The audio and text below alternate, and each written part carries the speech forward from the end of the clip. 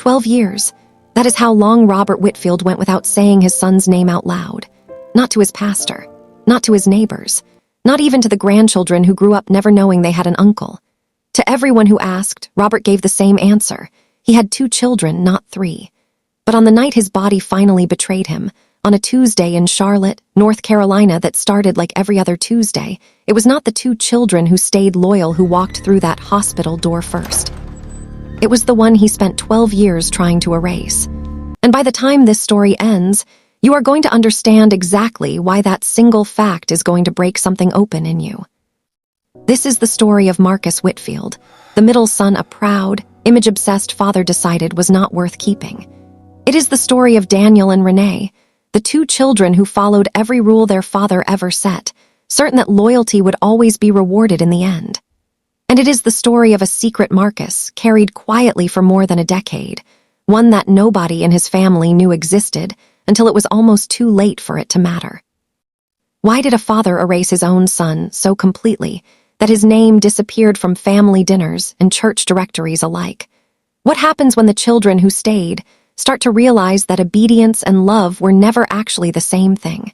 And what was Marcus really doing during all those years of silence nobody thought to ask about? Stay with us, because this is one of the most emotional stories we have ever told. Before we dive deeper, let us know in the comments where you're watching from. We'd love to hear from you. And don't forget to hit that subscribe button so you never miss any of our upcoming videos. Robert Whitfield built his life on being seen as a man who had everything figured out. He started his own insurance agency in his late 20s with nothing but a folding table and a phone line. And by the time he turned 50, Whitfield Insurance Group had 3 offices across Charlotte and a waiting list of clients who trusted him because he carried himself like a man who never made mistakes. He was a deacon at Mount Olive Baptist Church, the kind of man who shook every hand twice and remembered every name once. At home, he ran his family the same way he ran his business, with rules, with expectations, and with very little room for anyone to disappoint him in public. Patricia Whitfield learned early in her marriage that peace in her household meant agreeing with Robert before he finished a sentence. She was not weak, she was careful, the kind of woman who picked her moments and saved her energy for the things she could actually change. She raised 3 children, Daniel, Marcus, and Renee, and she loved each of them without condition, even when her husband made it clear that his love came with very specific terms attached. Patricia kept a shoebox in the back of her closet filled with photographs Robert didn't know she'd saved. Pictures of birthdays and graduations he later pretended hadn't happened the way they did. She would spend years being the only thread connecting a family that her husband seemed determined to cut apart. Daniel was the oldest, and from the time he could talk, he understood exactly what his father wanted from him. He joined Whitfield Insurance Group straight out of college, married a woman named Vanessa whose family Robert approved of before he'd even asked, and settled into the role of the son who made his father proud at every family gathering. Daniel wasn't dishonest, and he wasn't cruel. He simply learned, the way children of demanding fathers often do, that it was easier to become exactly what was expected of him than to find out what would happen if he didn't. He loved his father. He also feared disappointing him in a way he never fully admitted, not even to himself. Renee was the youngest, and she spent most of her childhood trying to catch up to a brother who never seemed to lose his father's favor. She became a nurse, in part because it gave her something concrete to be proud of, something Robert could brag about to other deacons at church. She worked hard for every ounce of approval she got, and she got used to it never quite matching what Daniel received without trying. Renee was not unkind. She had simply spent her whole life learning that her father's love was a ledger, and she'd grown careful never to let her balance run too low. When Robert made his decision about Marcus, Renee didn't fight it. She just went quiet, the way she'd been trained to. Marcus was the middle child, and he was different from the rest of his family in nearly every way that mattered to his father. He asked questions at dinner that nobody wanted answered out loud. He noticed when his father's kindness in public didn't match his coldness at home, and he said so, more than once, long before anyone thought he'd actually leave.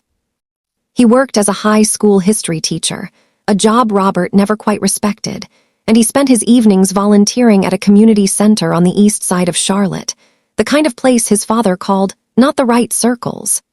It was there, helping run an after-school reading program, that Marcus met a woman named Angela Cole, and everything about his life began to change. Angela was a teacher's aide and a single mother, raising her 6-year-old daughter Maya on her own after a relationship that hadn't worked out the way she'd hoped. She was warm in a way that felt unfamiliar to Marcus, steady in a way his own household had never been. He fell in love with her slowly, then completely, and for the first time in his life, he understood what it felt like to be cared for without conditions attached. Marcus brought Angela home to meet his family 18 months into their relationship, hopeful, maybe naive, that his father would see what he saw. Robert was polite to her face. What he said to Marcus afterward, alone in his study, would end up costing him a son. "She comes with a child that isn't yours, from a family that isn't ours," Robert told him that night, his voice flat and final in the way it always was when he believed he was being reasonable. "I didn't build everything I built so my own son could lower himself for somebody else's leftovers." Marcus tried to explain that Angela wasn't a compromise, that Maya wasn't a burden, that loving them both felt like the only honest thing he'd ever done. Robert gave him an ultimatum instead of an apology. Choose the family he came from, or choose the family he was trying to build. Marcus left that study already knowing which one he'd choose. He just didn't know yet how completely his father intended to make him pay for it. Robert kept his word in the cruelest way he knew how. Within a month, Marcus's photographs came down from the hallway walls. Within a year, Robert had told the deacons at Mount Olive that he had 2 children, not 3. Family Christmas cards stopped including Marcus's name. When relatives asked, Robert's answer never changed. Marcus had made his choice, and choices have consequences. Daniel and Renee watched their brother disappear from family conversations, and after enough time, stopped bringing him up themselves, partly out of loyalty to their father, partly because it was simply easier than risking his disapproval on Marcus's behalf. Only Patricia kept a thread open, quiet phone calls Robert never knew about, photographs she mailed in secret. For 12 years, that was the only connection Marcus had left to the family that raised him. The morning everything changed started like any other Tuesday. Robert was at his desk at the agency, reviewing a policy renewal with one of his longtime clients, when he stopped mid-sentence and reached for the edge of his desk like the floor had tilted underneath him. His assistant found him on the floor of his office 20 minutes later, his face slack on one side, unable to form the words he was trying to say. By the time the ambulance reached Whitfield Insurance Group, Robert Whitfield, the man who had spent his whole life making sure nothing was ever out of his control, couldn't control a single part of what was happening to his own body.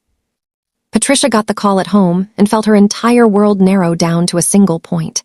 She called Daniel first, the way she always did, the way the family had quietly agreed someone always should. Daniel was in back-to-back meetings and told her he'd come as soon as he could get free, certain there would be time. She called Renee next, 2 states away on a work assignment, who promised to look into flights and call her back. Patricia hung up both times feeling the same thing she'd felt for 12 years. Alone, holding a family together with hands that were getting tired. Out of habit more than hope, she dialed one more number, the one she hadn't used to ask for help in over a decade. Marcus answered on the second ring. He didn't ask why she was calling him instead of his siblings, and he didn't bring up the 12 years of silence that had passed since the last time his mother needed him for anything this serious. He simply asked which hospital, told her he was leaving immediately, and hung up before she could even thank him. Angela was already pulling his jacket off the hook by the time he got off the phone, because in 8 years of marriage, she had learned exactly who Marcus was underneath everything his family had done to him. He didn't say a word the entire drive to Charlotte. He just kept his eyes on the road and his foot on the gas, heading toward the one man who had spent 12 years pretending he didn't exist. Marcus walked into the hospital waiting room 3 hours before either of his siblings arrived. He found his mother sitting alone in a plastic chair, smaller than he remembered, her hands folded so tightly in her lap that her knuckles had gone pale. Patricia looked up at him like she wasn't sure if she was allowed to be relieved. Marcus didn't make her wonder. He crossed the room, sat down beside her, and took her hand the same way he had as a boy before any of this started. Neither of them said anything about the years that had passed. There would be time for that later, if there was ever a right time at all. For now, there was only the sound of machines down the hall and a son who had shown up without being asked twice. The days that followed blurred together the way hospital days always do. Marcus signed consent forms because someone had to, and Patricia's hands were shaking too badly to hold a pen steady. He spoke to the doctors twice a day, learned the names of the night shift nurses, and slept in a chair that left a permanent ache in his lower back. Daniel sent a large arrangement of flowers to the room with a card that read, "Thinking of you, Dad. Be strong." Renee posted a single praying hands emoji to her social media story with no caption at all. Neither of them had walked through the hospital doors yet. Marcus never once mentioned it out loud. He simply kept showing up, the way he had every single day since the phone rang. It was a Thursday afternoon, 6 days into Robert's hospital stay, when a billing coordinator stopped by the room with paperwork and said something in passing that nobody in the family understood at the time. She mentioned that Mr. Whitfield's account was, in her words, all caught up, and that the family didn't need to worry about the balance the way most families in their position usually did. Patricia blinked at her, confused, certain there had to be some mistake, because she knew exactly how much medical debt she and Robert had quietly been carrying for over a year, debt neither of them had told their children about. The coordinator clarified that a recurring payment had been covering it for some time now. Patricia looked at Marcus. Marcus looked at the floor. Daniel finally arrived that same evening, 8 days after the stroke, dressed like he'd come straight from a client meeting. He hugged his mother, nodded at Marcus in a way that acknowledged him without quite welcoming him back, and immediately started asking practical questions about insurance, billing, and what the hospital actually needed from the family moving forward. It was Daniel, in fact, ever the one who liked having answers, who pulled the billing coordinator aside and asked her to walk him through exactly what she'd meant about the account being caught up. What he found in those records was about to unravel everything the Whitfield family thought they understood about loyalty, about sacrifice, and about which of Robert's children had actually been taking care of him all along. The records showed a recurring monthly payment that had been quietly covering Robert and Patricia's medical debt for 14 months, long before the stroke ever happened. Someone had been paying down thousands of dollars in bills neither parent had told their children existed, debt from Patricia's hip surgery 2 years earlier, and Robert's ongoing treatment for high blood pressure complications he'd never wanted anyone outside the house to know about. Daniel stood in the hallway with the printout in his hand, staring at a name he hadn't expected to see attached to a payment source. It wasn't a charity fund. It wasn't an insurance adjustment. It was Marcus, the son their father had spent 12 years insisting didn't exist anymore, quietly keeping their parents financially afloat the entire time. Marcus hadn't planned to tell anyone. He'd found out about his parents' debt through a cousin who mentioned it offhand at a funeral 2 years earlier, and without a single conversation with Robert, without asking for credit or even acknowledgement, he'd simply started sending money every month to cover what he could. Angela had known some of it, though even she hadn't realized just how much he'd quietly taken on. Marcus never expected the payments to come to light at all, and standing in that hospital hallway, watching Daniel hold the proof in his hands, he felt less like he'd been caught doing something generous, and more like he'd been caught doing something he was almost ashamed to have anyone see. Daniel's reaction wasn't gratitude, at least not at first. It was something closer to shame mixed with suspicion, the kind of discomfort that comes from realizing you've misjudged someone for over a decade. "Why didn't you say anything?" he asked, and Marcus simply replied that he hadn't done it to be thanked. Renee, who arrived later that night and was told everything within minutes of walking through the door, sat down hard in the nearest chair and didn't speak for a long time. She thought about every family gathering where Marcus's name had been carefully avoided. Every year she'd gone along with her father's version of events because it was easier than questioning it, and she realized she had no idea who had actually been holding this family together the whole time. Patricia's breakdown came quietly in the hospital chapel, away from her children's eyes. She thought about every secret phone call she'd made to Marcus over the years, every photograph she'd mailed without telling Robert, and she realized that her silence, the very thing she'd believed was keeping the family together, had actually let one of her children carry a weight the other two never even knew existed. She had spent 12 years protecting Robert's pride. She had never once stopped to ask what it had cost the son who'd been quietly protecting both of them in return, without asking either parent for a single word of forgiveness in exchange. Robert had one final stretch of clarity 2 days before he died, a window the doctors hadn't expected and couldn't explain. His eyes opened, and for the first time in over a week, they actually focused on the people around his bed. Daniel stepped forward first, then Renee, both of them waiting for some kind of acknowledgement, some final word from a man who had spent his whole life deciding who deserved his approval. Robert's eyes moved past both of them and settled on Marcus, standing quietly near the foot of the bed the way he had every day for almost 2 weeks. Robert lifted his hand, slow and trembling, and reached toward the one son he had spent 12 years trying to erase. Marcus took his father's hand without hesitation. He didn't lean in expecting an apology, and he didn't brace himself for one either.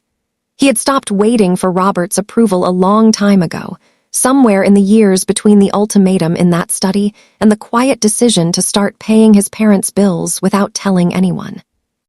Robert's lips moved, his voice barely above a whisper, and what came out wasn't sorry, and it wasn't an explanation, and it wasn't anything close to the apology 12 years of silence might have earned.